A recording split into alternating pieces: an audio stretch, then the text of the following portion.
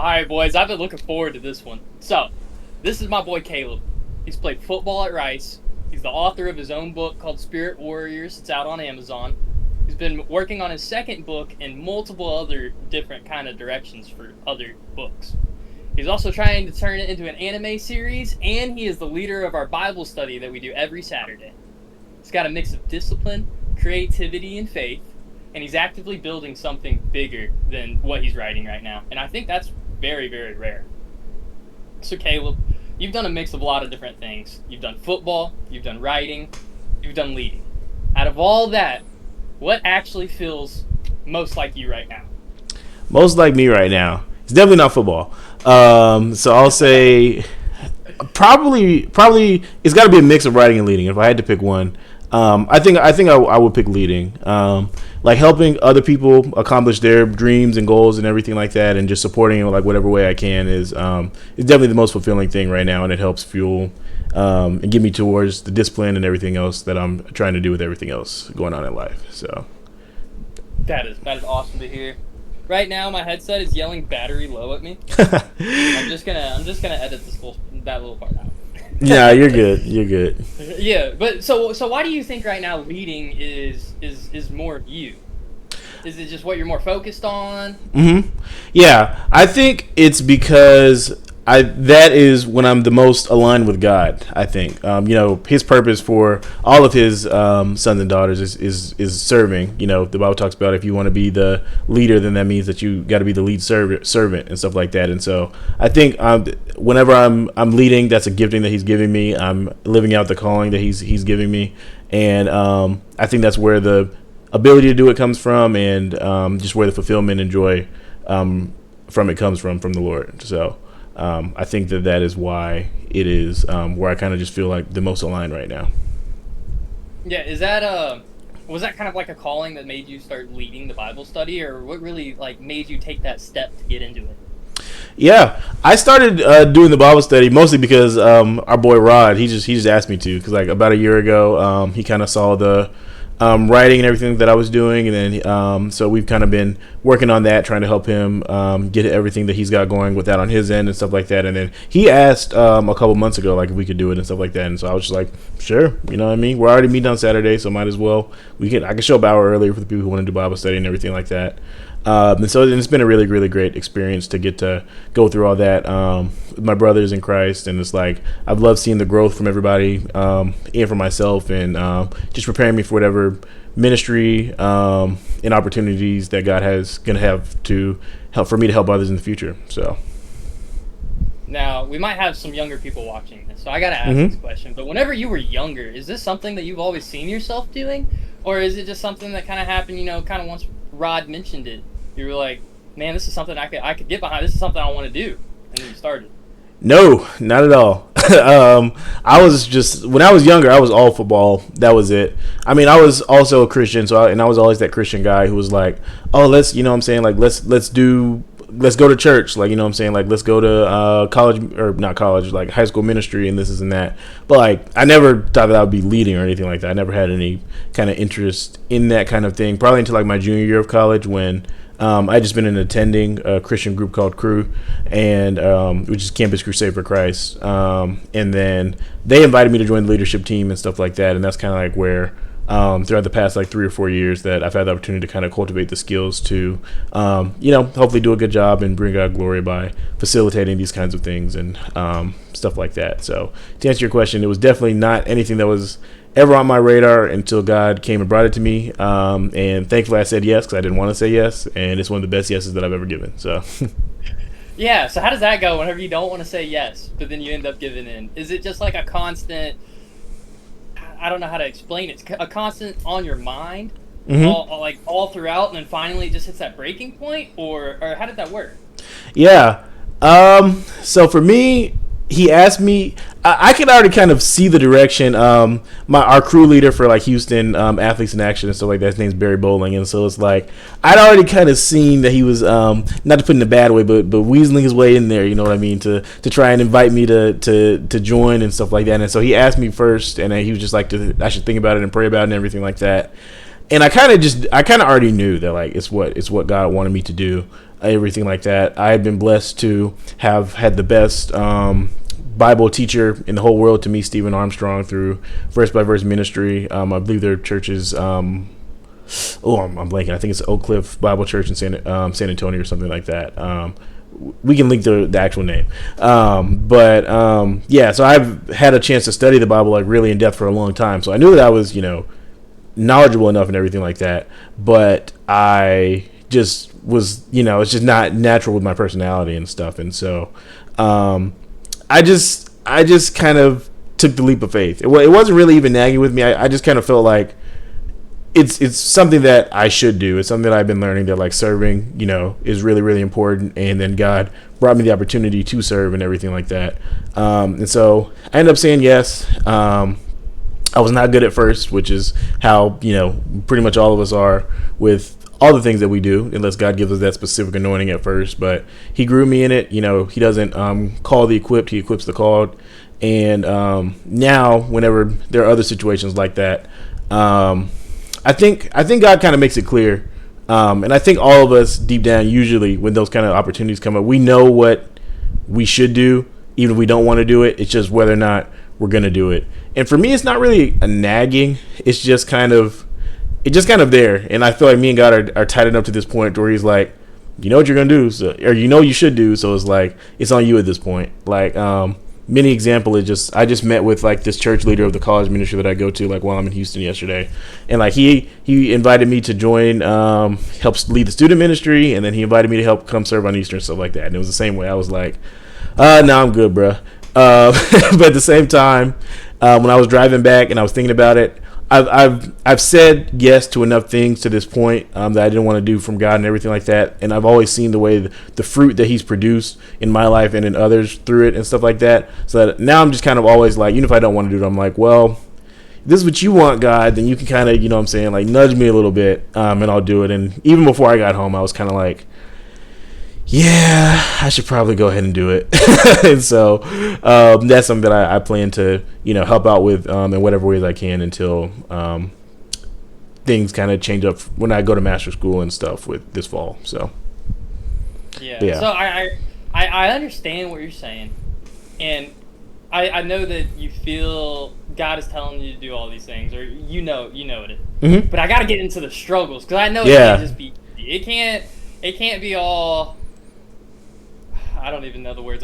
Sunshine and rainbows. I gotta ask how you actually were able to overcome some challenges and what kind of challenges you faced while you were on this journey. Yo, what's up, everybody? Sorry for the interruption, but thank you for checking out the video. Don't forget to like, comment, subscribe, and check out my novel, soon-to-be manga series, Spirit Warrior. If you like stories like Avatar: The Last Airbender, Attack on Titan, Jujutsu Kaisen, and Demon Slayer, then this is the story for you. Spirit Warriors is akin to Avatar with college-age characters and a predominantly black cast. The story follows James Foss, a star collegiate athlete who, after 7 years of riding the bench, finally gets his chance at stardom, only to be killed in a conflict between superpower beings. He wakes up in their world and has to fight his way through it in order to get back home and accomplish his lifelong dream. It's fast-paced with action, comedy, romance, complex characters, a deep power system, and is packed to the brim with epic fights. You can read Spirit Warriors Book 1 completely free on the web novel sites listed on screen. And make sure you follow me on social media if you want to keep up with everything going on with the series, including the Spirit Warriors manga coming in spring 2027. If that sounds like something you'd enjoy, screenshot and scan the QR code to check it out. But now, back to the video. Thanks. In your favorite industry too, unfortunately. And so, that was definitely really hard. But just not getting fair opportunities to express the talent that God has given me and everything like that. But throughout it all, God has been faithful, and he's used these opportunities to kind of grow me and grow my faith and reliance on him. And it was definitely not easy. I would say it's not sunshine and rainbows. It's mostly usually the opposite, but it makes you appreciate the good times, those good experiences even more. And there are things that I've wanted to go differently in the past, but I wouldn't change it because it's God's plan, and ultimately I just have to trust him. And I'm excited for what he's going to do with it, what he's been doing with it, what he's going to continue to do with it for the future to impact my life and impact the kingdom. So yeah, man, I'm excited too. Another thing I'm excited about, and let's get into that, is your book Spirit Warriors. So you got your first one. You got it out on Amazon. Mm-hmm. Before we even get too much into the book, what originally got you into writing? What took you into this path where you were like, let me write and publish a book? Mm-hmm. Yeah. So always, pretty much everything that I say is probably gonna be God first. So this is actually started back to the first question, I guess, because when I was a junior in high school, I said no to something that God kind of told me that He wanted me to do and everything like that, which was like it was my junior year summer. I was pretty much just all football. That's all I cared about, and I just played video games like most kids did all summer. Whenever I wasn't in football, in sports and stuff like that, and I was just getting like really like angry and frustrated and discontent like out of nowhere. I didn't know where it was coming from or why and everything like that. And I just really felt within that God was telling me, hey, I want you to do like writing, social media, music, all these different kinds of things like that. And I was like, nah, I'm good, OG. I was like, I'm one of the best high school football players in the country, so I'll just focus on all that stuff. After I make the NFL, I'm gonna go to college. I'm gonna play for 3 years, go to the NFL, and then I'll have all off season every single year to focus on all that stuff like that.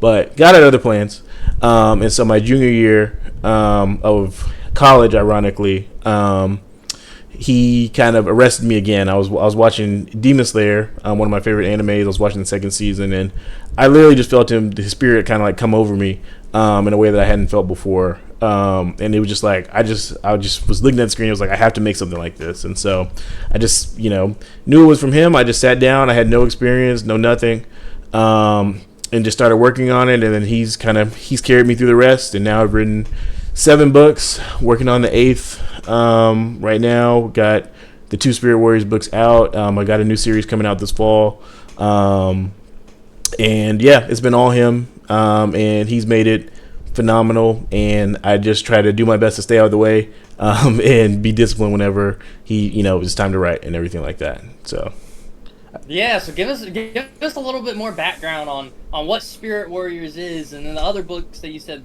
that you have coming out. Give us some more background onto that, because I'm sure there's some people that are going to be interested in it. Yeah. So for Spirit Warriors, it's a fantasy sci-fi series with a Christian theme that's got mostly black characters. I always liken it to an adult Avatar: The Last Airbender, kind of. And it takes a lot of inspiration from anime, but just a lot of our, the things that in American culture that we like Marvel. It's got romance in there too, and so I think it's going to be a very entertaining, story for anyone that wants to pick it up. I know it is a 600-page book, which I know is very daunting for us TikTok-brained individuals, but that's okay. And the comic for it is coming out, which I think is going to make it a lot easier to digest, and it's really going to, help us with a lot of reach and growth and everything like that. But yeah, so the story it has a lot of parallels to my journey. Just briefly, it's hilarious because like as I was writing the stuff, it was crazy because the things that would happen in the book were like direct parallels to things that would happen in my life like later. And so it's like I'm not saying it's prophecy, what I'm saying, or anything like that, but I think that it's definitely God is working in me in it and stuff like that. And it's just been crazy, like me and roommates and close friends that like know about the story and the event and stuff like that, and we're like, bro, that happens in this chapter, blah blah blah, like this is the same thing. And so yeah, but the story is it's about a college football player, and he's about to accomplish his dream of going to the NFL. And the kind of fantasy world intersects his world. Like he's in his last game when he's about to go to the NFL and everything like that. And then there's a battle going on between like 2 superpowered people from the spiritual or the fantasy aspect of the world. And then he ends up dying kind of like as collateral damage within their battle. And then he wakes up and he's in their world after he dies and everything like that. And it's his goal to survive and get through the world that they're from and everything like that, so that he can get home to finish accomplishing his NFL dream, and also to kind of find out and see if his family ended up surviving, because they were also in the stadium. And he doesn't know kind of like what the aftermath of that whole situation was. And kind of like the overarching plot of the first arc is kind of that he is going to have to travel to all the different nations and stuff like that are within the world, and kind of convince their leaders to rejoin the union that just kind of split, but it ended up splitting from kind of like terrorist corruption and machinations in the shadows and stuff like that. And so, like I said, it's got romance in there. I think it's really, really funny. It's something that I've heard. It's fast paced. I promise it won't put you to sleep. I just think it's a great story that I'm blessed to have the opportunity to write and to get to be a part of the world, I would say myself. So Yeah, so if you end up reading Caleb's book, or you're looking to get into it, Caleb actually does have a podcast where he does talk about it. And honestly, going back to the romance, it's one of my favorite things to watch, because they have a whole section in there about, I don't want to spoil it too much, but they got a whole section about Caleb, one of the characters in there. Let's just say it gets pretty entertaining. But, yeah. So going back to your writing, Mm-hmm. because this is one of the questions that I had for you. Do you write more for yourself, or do you write more for other people? That is an interesting question, because I think that I write more for myself, but I think God has kind of helped me accomplish the perfect mix, because I write the story that I would want to read. Like if I'm a anime producer or whatever and stuff like that, it's like I set out to write the best story that's ever been written, the best anime story, any kind of story that's ever been written, and that's something that I want. And there are things that happen. Like there's a lot of times like most of the story is written, and of course the plot is coherent and this and that. But I'm like, what is the coolest, the most fun, most exciting, most entertaining thing that would happen? That I like, that would ever happen, in each scene and everything like that. And then I think that God takes that and infuses kind of the proper faith-filled, messages and themes and everything like that end up, being for myself and for everybody else who is reading and everything like that. So first, I like to write the story that I would want to read, and then within that, making sure it has things that are going to be, substantive and additive to the lives of the readers that are going to be taking part in the story. So. Mm-hmm. Now, in your book, in your story, is there anything that you would like to tell the readers right now ahead of time that you don't want them to either misinterpret or not get the full scope or picture about? Mm-hmm. Yeah, I think something that I've seen a little bit from some people who have read it is kind of like, some people are like, oh, this is supposedly, a Christian story, or, it's got Christian themes, whatever, this and that. And some of the things that happen in the story and all this and that, they're like, oh, this isn't Christian. You know what I mean? Oh, the main character and the people, they're cursing, blah, blah, whatever, this and that. It's like, the characters, they're lustful, blah, blah, this and that. And it's like, well, that's how real life is. You know what I mean? That's how you are, not you, Skylar. Like whoever's listening, and that's how I am. That's how all of us are. And so I think just because a story, is trying to teach, that's how the Bible is. You know what I mean? Honestly, like if you look at the different stories, stuff like that. I mean, David, all this and that. Should God have not put that in the Bible? You know what I mean? It's like I try to write stories with authentic people doing authentic things as they are, and to not be heavy-handed or preachy, but to teach lessons that are valuable for especially people like in our generation right now, and to make them feel kind of seen and heard in the different struggles that they go through and everything like that, and point towards hope for growth and achieving the best that we can be, and fulfilling kind of the different callings that God has put on our lives and everything like that. And so that's something that I've seen, is that some people have been like, oh, well, how's it a Christian if this and that blah blah is happening? And it's like, I think what people are complaining about in that sense is why is real life? And I'm just trying to do my best to be as accurate towards that. Yeah, exactly, as possible, without being heretical, of course. Like something that I've got in a rule for me, because I don't want to, as much as I can, point people towards, lust or anything like that, because I know that's, a big struggle for everybody. Is like there's not any sex scenes, anything like that. There's not any explicit things like that in there. And it's, it never will be, as long as, everything going on with Spirit Warrior in the comic and the anime in the future is under my control. And so, yeah. Awesome. Well, I want to open it up back just a little bit more, because we got a couple more questions until we go into one of our favorite segments. But this one is going to be a little different than last time. Bet. But, so, first off, what is something that, and this goes into everything, writing, your faith, what's something that you didn't think that you would overcome that was super difficult? Or was everything just easy to walk through? I would say pretty much none of it was easy to walk through. Something that I did not think that I would kind of get over. I would say I've only ever dated one girl in my life, and we were really in a committed relationship and stuff like that. And like I was like sure I was gonna marry her. And after we ended up breaking up, which that's a longer story. That's probably a whole podcast in itself, right there. Well, we got time. Yeah,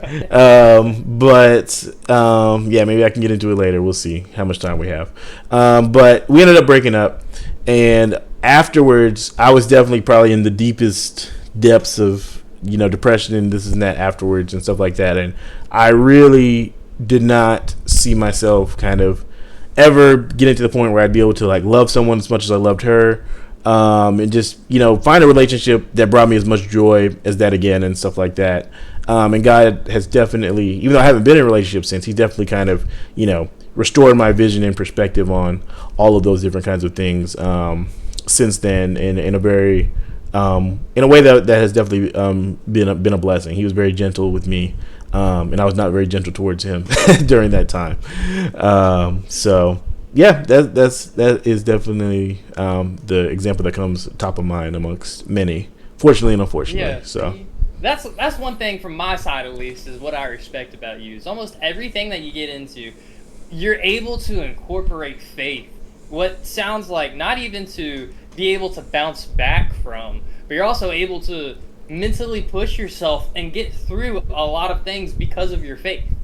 So you got the discipline from football. You've also built that into writing and leading people. And not everybody can balance everything that you've been able to do or stay consistent with that. And I also respect that.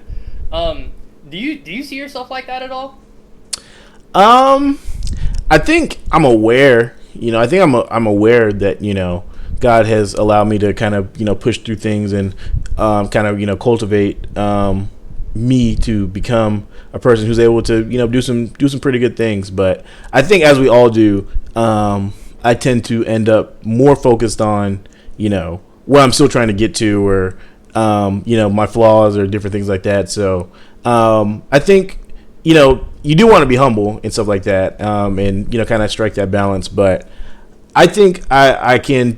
A lot of times, I think I tend to slip more towards the other side, to where I'm kind of like, well, God has made you this kind of person, who can do X, Y, Z and stuff like that. So why aren't you doing this, or why haven't you done more, or whatever and stuff like that? And so that's kind of like more of what my kind of struggle with that has been in the past, stuff like that. And God has kind of taught me to have more grace on myself and everything like that. Probably over this past year or so. I know that's a big question to talk about. Yeah. But I guarantee other people watching this are telling themselves the same thing. What would you like to say if anybody is going through the struggles that you've been through, kind of like you mentioned? Mm-hmm. I think that a thing that God definitely taught me is that all God is looking for is our best. Like, He's not looking for, like, a lot of times we hold ourselves to higher standards than what God holds us to. You know what I mean? And where's the wisdom in that? Like, how does that make sense?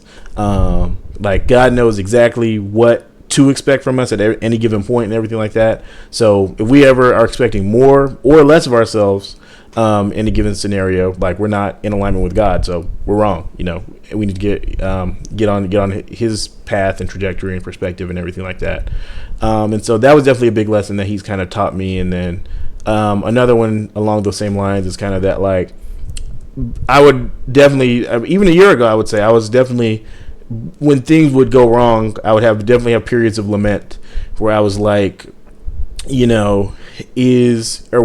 are these XYZ bad things happening to me when, I am doing my best, and I'm doing the best that I can in whatever given scenario and stuff like that. And it's just like God has definitely taught me expectation and like to not be attached to outcomes and everything like that, or the proper perspective on expectation. And the main thing kind of like within that is that like he was kind of like the different things that have happened and this and that were not my fault. There are so many different things that like in external circumstances to anything that goes along in any part of our lives that we will probably never ever have the knowledge of and everything like that, that we can't say I'm a failure if I don't do XYZ by X time or whatever this is and that. It's like I was saying, it's all God is expecting from us is our best, and if we're doing that, then we need to, work. There's nothing wrong with feeling emotions, like feeling upset or frustrated, but we need to learn to, in the best way that we can, to be content with whatever outcome that we have from that. He's kind of taught me setting objectives instead of goals. I'm gonna work this hard for this amount of time, and then whatever outcome I get from that is that's what the outcome is. That's what God wanted. That's what He allowed, and everything like that. And that's what He's going to work towards. Good, instead of saying I have to have accomplished X thing by X time, or this means X about me, or that I'm bad, or anything like that, which is not the case. And so, kind of reframing goals in that way has been really helpful towards accomplishing everything that God has allowed me to accomplish, and hopefully will allow me to accomplish in the future. So yeah, speaking of that, if there's anybody right now that is listening and they are inspired by what you're saying and they want to get closer to God, what's something that a piece of advice you think you could get them in order to strengthen their relationship right now? One is definitely, I would say there's a lot that I could say. One is definitely that God does not dislike you, or He does not tolerate you. Like, He loves you. And no matter what has happened in the past, no matter how many times, like we were talking about before, that you're like, I know I should have done this, but I didn't. Or, just whatever mistakes that we made, no matter how bad that we seem, or we feel like to ourselves and everything like that. Like, He's ready to say, He won before He made you. He knew you were going to do that. So it's like, that just shows that His love and everything like that. He knew you were going to make all the mistakes you made. And He still said, I need a Skylar. You know what I mean? I need a Caleb. I need a you in this world, despite all that and everything like that. And that it's never too late. It's never too late, no matter what happens, to turn to God and everything like that. And He's ready. He's just right there with you. And He's like the whole time, whenever we're making mistakes, He's not like, oh my gosh, so-and-so, they're so terrible, they suck. He's looking at them like, man, I can't wait till they get it. Like, I know exactly what this is going to contribute to their growth in them and everything like that. And man, when they get it, man, it's going to be a masterpiece. You know what I mean? That's how He sees us throughout all the time, even when we're making these mistakes that we're still currently making and everything like that. And so that's what I would say, is that you can always still turn to God no matter what the situation is. And then just to get community around yourself, which I know is not an easy thing in our current landscape. I know I don't want to talk down on the church in general, but there are a lot of churches that aren't that great, and that they've got some work to do and everything like that. I know building community is difficult. It takes intentionality. It takes time. It's very frustrating. I went to 3 different colleges playing football and stuff like that, and I'm about to go to a 4th not playing football. But in everything like that, and at each place, some have been harder than others to build a community and everything like that. But you got to stick with it, go through the ups and downs of it and everything like that, because God wants you to have community. He's going to bring the community to you. It just might not always be on the timeline that we want, and that having a community to hold you accountable and everything like that, and to help you grow, is one of the best ways to grow in your relationship with God. And then just to build a really good kind of have a really good kind of curriculum to go off of, because for most of us, there are great resources out there that can really help expedite our growth and not make it feel so slow, and like just sit down and just staring at a page and it's like, okay, what is this of the Bible, and like, okay, what does this mean? Like what am I supposed to get from this and everything like that? Like there are great resources out there, like that verse by verse ministries that I mentioned earlier. It's what I personally study from. I've studied from 6 years, and has helped me become in big part the person that I have today. There's apps like God Tools out there that can help like break things out down easily. There's like Bible Project and stuff like that. So just finding the right resources that work for you with whatever stage you're at and everything like that, like Bible or YouVersion Bible plans and everything like that, so you can have some structure to your growth as well. Those are probably the three big things that kind of like pop up on top of my head. I like all those, man. That's really, really good stuff. So let's get into one of our final segments before we get the outro going here. Bet. This is going to be our rapid fire segment. We're going to send you 4 questions. Don't try to think too deep, but answer honestly. Bet.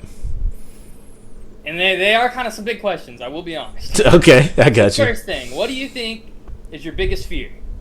Biggest fear. My biggest fear is kind of the opposite of what I was trying to encourage you guys of earlier. I was talking to myself. Is that is not accomplishing everything that God wants me to accomplish within my life and everything like that, and that I'll never get to kind of the life that God wants me to, or the maximum life that I can experience on earth, while still maximizing and fulfilling my calling. Like, of course, that's first, but not ever like having the marriage that I want to have, kids, business, everything like that. That's probably kind of my biggest fear. But at the same time, it's nothing but having faith in God and everything like that, and trusting that even if I don't get those things, that He has something better in mind in every single one of those situations and everything like that. And it's just kind of like learning that contentment and peace along the way as I'm striving to do the best and receive, hopefully, the best that I can in return. So, for that big of a question, that was a pretty short answer. But don't think too hard on these next couple. Okay? Bet. Your biggest goal? What's one of the biggest goals you can think of right now? My biggest goal is I want to change the world. I really do. I want to change the world. I want to make a Christian option of excellence within every single industry within the entire United States, and for young kids to be able to not just look at rappers or trappers or whatever, this and that, like business people, the red pill, whatever, this and that, and be like, that's the only way to get what I think I want, or what they feel like they know that's what they want when they're young, but they're like, okay, I want money, women, whatever, this and that, blah blah blah, status and stuff like that. I want them to be like, of course, within the right framework and frame of mind, it's like, no, you can do it God's way too and get something even better than what the world has promised. I want to make the Christian option seem equally, if not even more, attractive, because I don't feel like that is that's just a part of our culture right now. So yeah, that is a big topic. So, but instead of going to the next question, let's ask, how do you think you're going to accomplish that, or how do you see yourself meeting that goal? Mm-hmm.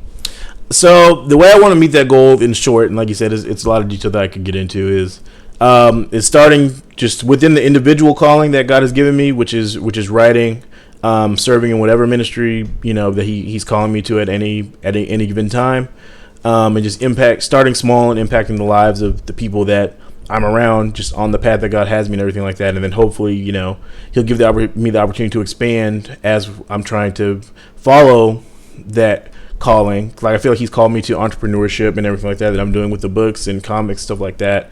I mean, next year I want to open a publishing house for books. I want to open a comic studio as well, either next year or the year after. We want to open an animation studio in the next couple of years, to turn the books and comics into shows and everything like that. And so hopefully, shows and all that can have a major cultural impact. We want to open a music studio to make like Christian music and rap and stuff like that. We want to open a gaming studio to turn the IPs into games. And so hopefully just kind of spreading those through that and everything like that. We want to open community centers to kind of give people like free counseling, nutrition services, blah, blah, discipleship, all those kind of different things, in like low income areas. And so just Christian clothing companies that are actually affordable, no tea, no shade, and everything like that. I want to establish Christian excellence in every single industry, and hopefully for that to permeate throughout the culture. I want to open schools too and everything like that. So that's kind of the answer. So in You hear short. that? If anybody has the same vision as him or wants to support, I will link Caleb's contact information down below. And you can go ahead and get with him and start that big community in that journey. Please so next do. question. Success. What do you think success equals? Success is spending your entire life as much as you can, as soon as you find out what God wants you to do, and going as hard as you can at that for until you die. That is success. No matter where that ends up leading you or taking you, if it doesn't end up leading you to the $1 million home or whatever this is and that, if you've done that, you are successful, because when you get to heaven, you're going to see when you talk to God how successful that you actually were and everything like that, with the reward that he gives you in the kingdom. So I'm about to blind myself real quick. I got this on. I didn't you realize got how it. dark it got. Yeah, I had to turn mine on a little bit, a little bit flashbang. ago too. Okay, and now last question. What do you think failure equals? Well, last question was rapid fire. It wasn't Okay. as rapid. It was close. Yeah. What do you think failure equals? A failure is doing the opposite of what I just said. So I think failure is focusing on yourself and what you want and what you think you want at any given moment, over what God is telling you. And so it's essentially not focusing and doing all you can to fulfill that calling and on others and everything like that. If like God made us for a purpose, and everything like that, and if we don't fulfill that purpose that He has put us here for, we have failed. It's like a fork. Like if we're using a fork to I don't know, change a fan light, that's not what its purpose. It's not going to work. And so yeah, I think that is what the definition of failure is. But the good thing is that God, as long as we're in alignment with God, we will never fail. You know what I mean? Like I said earlier, all He wants is our best at any given moment. If we're continuously just giving our best in the direction that we know that He's called us to and everything like that, you won't fail. He's not going to let you fail, because He knows that none of us can do it without Him. And what He's calling us to do, He's going to fund it. He's going to bring everything that we need towards it, to make sure that it happens the way that He wants it to happen. So, All right, Caleb. Final question. Somebody's watching this right now, and they feel stuck. Wherever they're at in life, they just feel stuck. What would you tell them? If they just feel stuck, I would say that God sees them. He knows exactly how they're feeling right now, and that He knows exactly how to get them unstuck, and that all they need to do is turn to Him and seek Him in the best way that they can, in the best way that they know how to right now. There's plenty of great, advice on how to do that was given throughout this podcast. So maybe to get unstuck, they need to rewind. But that is what I would advise them, that God sees them. He knows everything that's happened. He knows how they got stuck better than they know how they got stuck. And He also knows how they can get unstuck and everything like that. And so just seeking Him, biblical community, everything like that that's how you get unstuck. And if you are working your best to fulfill that calling that God has for you and everything like that, you're not going to stay stuck forever. So, yeah. Well, those are some great answers, Caleb. I've enjoyed our little time here in our Me talk. too. Yeah. I will say, guys, that was Caleb. Just a real conversation with somebody I respect. I'm going to be doing more of these. So if anybody does want to come on, or you're enjoying what you're hearing, go ahead and stick around and stay tuned for next time. We'll see you guys. Yeah, peace out. Yo, what's up, everybody? Thank you for watching this video, and if you enjoyed it, make sure you like, comment, and subscribe. Every bit of support helps us grow the channel and gets us one step closer to our ultimate goal of opening up our own anime studio and turning adapting Spirit Warriors into an anime. If you want to support us and learn more, you can read Spirit Warriors for free on these web novel sites. And if you want to support us even further, you can get access to exclusive content by checking out our Patreon. Thank you again for watching, supporting the journey, and we'll see you in the next video. Peace.